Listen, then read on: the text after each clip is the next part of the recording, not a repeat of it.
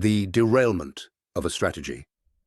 12 hours later, high in the Tangala Mountains, the disaster unfolded with the inevitability of gravity. The southbound train, loaded with 50 Type 99A tanks, hit the curve.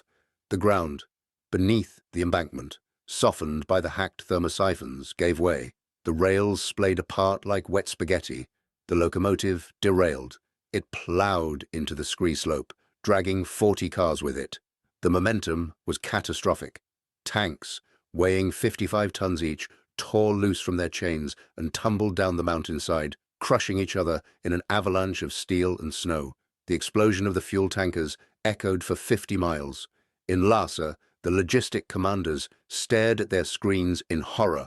The line was severed. The supply route was dead.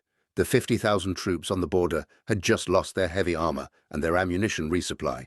The ghost in the machine Kabir, miles away, on the other train, watched the smoke rise in the distance. He huddled in his coat, shivering against the cold. He had struck a blow harder than any missile. He had used the enemy's own engineering against them. He took a piece of dried yak meat from his pocket and chewed it slowly. It was tough, salty and real. The espionage of silence was not about guns. It was about understanding the fragility of the systems that men built to feel powerful. The PLA had built a fortress on ice, forgetting that ice, by its nature, wants to be water. Kabir closed his eyes. The train rattled on, toward the border, carrying a ghost into the heart of the fire. Technical note: the Qinghai-Tibet Railway vulnerability. This chapter highlights a real-world strategic vulnerability. The Qinghai-Tibet Railway relies heavily on crushed rock embankments and thermosiphons to keep the permafrost stable. Climate change has already threatened this stability.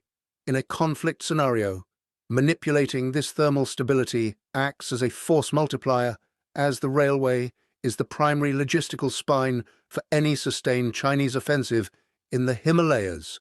The Type 99A tank, weighing approximately 55 to 58 tons, cannot easily be transported by road in this region due to bridge weight limits, making the rail link critical.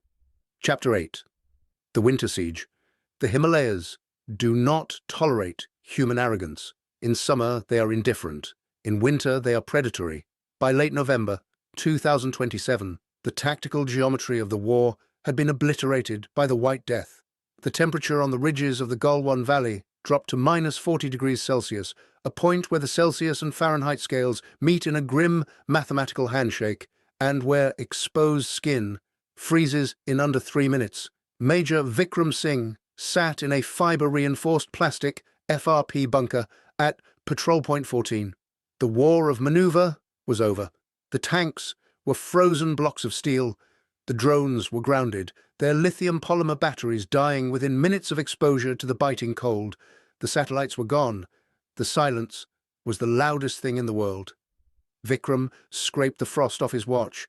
It was 1100 hours, but the sun was a pale, heatless coin behind a veil of ice fog. He looked at his men.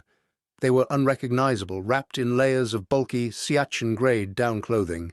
Their faces hidden behind balaclavas and UV goggles, they looked like astronauts stranded on a dead planet.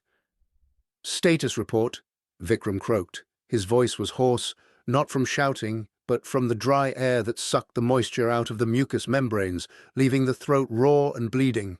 Subedar Sharma, a veteran of the Siachen Glacier, adjusted his oxygen mask. "The generator is coughing, sir. The diesel is waxing, even with the additives. If we lose the heater, we have 6 hours before hypothermia sets in. And we have 3 cases of chilblains in the second section. 2 men are coughing pink froth, HAPE. Vikram nodded slowly. HAPE, high altitude, pulmonary edema. It was the sniper that didn't need a bullet. The low pressure caused the blood vessels in the lungs to constrict, increasing pressure until fluid leaked into the air sacs. The men were drowning in their own plasma. "Evac?" Vikram asked, knowing the answer. "Helicopters are grounded, sir. The air density is too low for the Druvs to generate lift with this payload, and the blizzard at the outcome pass is 0 visibility. They are trapped here with us."